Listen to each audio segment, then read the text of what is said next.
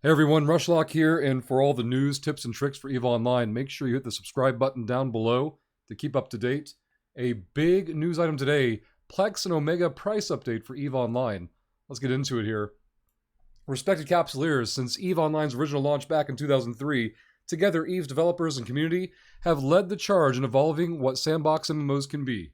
The past 19 years have seen amazing events that have brought us together closer together, delivered vast expansions and game-changing features enhancements, seen careful rebalancing to bring the best quality of experience, and welcome technological updates that keep New Eden on the cutting edge, all in service of maintaining EVE's status as the world's best MMO. That is a lot of selling, guys. Also, keep in mind, when someone doesn't put their name to a post and starts off with respected Capsuleers, we know we're in trouble. The tradition of continuous improvements to EVE is set to continue.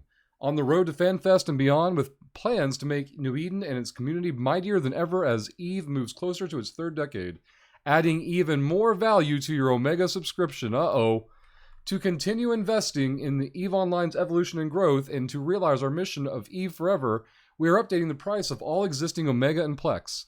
This adjustment reflects global trends impacting general production costs and accounts for years of inflation, amending the 1-month USD subscription rate for the first time since 2004. These adjustments will have an impact on other currencies. Starting May 17th, 2022, the new prices will be as follows. For Omega, new Omega tiers at 2-month and 24-month will be introduced. So what once was $14.99 will now be $19.99. 15 USD to 20 USD. Whew, that's a big jump, guys. That is not an insignificant change. Now, overall, I've been surprised that MMOs have stayed at $15 a month as like the standard. You know, there are cheaper ones, of course, but the 15 a month has been the pretty much flagship standard all these years. And I always wondered who would break ranks first. I would not have put money on EVE Online, but here we are. So they're going to increase the monthly sub rate, increasing the sub cost of the game by a third while introducing zero content. Personally, I can understand why they would increase the sub price. Not like now, today, but in general. I get it. The difficulty here is that they're doing it with no carrot. It's just stick. And you want to bundle something like this, especially this drastic of a change, with also content. If you're going to charge your customers a third more on their monthly rate, and someone could argue, counterpoint, oh no, it gets cheaper the more you pay. And, if you want to go 2 years in advance, right? Look how cheap it is, quote unquote. 2 years in advance. That's ridiculous. No, this is a 1/3 increase in price for the consumer while adding exactly zero value. What was the last new content we got in New Eden? Triglavian content? Abyssal Space? Awesome, amazing content. What year was that? And now here we are, spiking the cost by a third and nothing to show for it. And they're aware of that, right? They're promising future value being added. Let's move on to Plex because they're not done, guys. Plex is also going up. So for 500 Plex, it used to be 20 USD, and usually when you bought more Plex, you got more bonus Plex added on top of it, and that's not the way it is anymore. So what used to be 20 USD is now 25, and it scrolls all the way up, or scales all the way up to 20,000 Plex. Holy crap, it's brutal out there. The new prices on Omega include all upcoming content releases for the game and have been structured to offer substantial savings when you purchase larger amounts of Plex in Omega time. Future upcoming content release, they've always done expansions or content updates for free, and when you do something a certain way for years and years and years and years, and arguably the only way they've ever done it, you create normalcy. And when you have normalcy, you have expectation. People aren't going to value or give a damn that you're promising to give upcoming content releases under the umbrella of these price hikes. They're not going to care. Now, the people who will care less about the price changes are the ones who are newer to the game. If you've played EVE for a year or less, this may not seem like a big deal. If you haven't played EVE yet, and you play after this date, it'll be all you ever knew. So that sense of normalcy will be redefined, right? Players benefit from even bigger monthly savings between lower and upper Omega tier time tiers, and more Plex options to choose from, right down to the economical 50 Plex offering. You want to have like I shouldn't say a loss leader, but you want to have an introductory purchase. You want to get people converted from free-to-play to paid customers. That is always the goal. No one wants any freeloaders. Not players, not the company. No one with half a brain wants people playing for free. You want all of them paying something.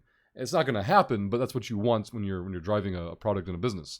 So what you see things like this are going to do, or attempt to do, is push people off the zero spending to something spending. Because if you can get that conversion from zero to anything, the chances of them spending more go up astronomically. And anything you can do to make that more accessible is an attractive option internally. But we're committed to bringing you the absolute best version of Eve and compelling future for New Eden. We can't wait to meet with you in person and discuss this in detail at FanFest in just a few weeks. Man, timing. To discuss these changes, head over to our Dumpster Fire forums and see all the shitposting. It'll be great. We can't wait. We'd love to hear from you. Until then, fly safe, Capsuleers. Man, the timing right before FanFest, like, what was the urgency, right? So let's get this out of the way before people get confused. This has nothing to do with development. So when you're like, grr, CCT devs is ruining the game, keep in mind, this is sales, marketing team, this is administrative, this is executive, and has nothing to do with game developers. So keep that in your minds when you're making all your ranting posts later on the next week and months coming up. Doing this right before FanFest, right? So the week before, they've been building up all this goodwill recently for the last couple of weeks with arguably fixing their own mistakes and reverting changes that didn't pan out the way they had hoped, but they're getting points for doing so. We're going into FanFest, people are hyped and excited, and you drop this turd and just be like, hey, we're going to increase your costs, offer you absolutely nothing to increase the value. How in the world does that get pushed through? I have no idea. Again, the price adjustments are not the issue in my opinion. Changing the pricing is fine.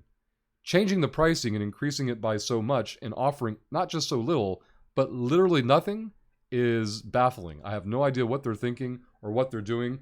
Maybe you've got the answer. If you do, put it in the comments down below. Let us know what you think. There's going to be no shortage of people, rage posting them. I'm summing all my accounts.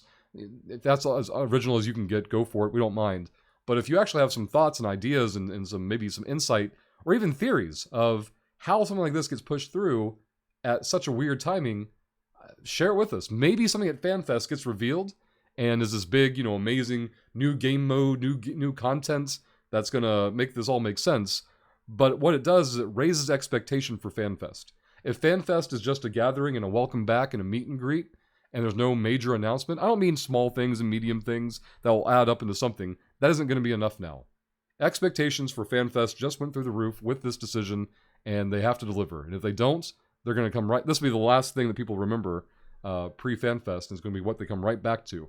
Now, with news cycles and attention spans, they might be hoping that people forget about this in a few weeks, and it just blows over and they get over it.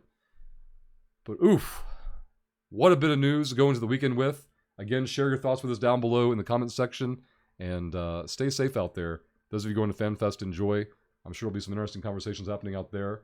Until next time, goodbye forever.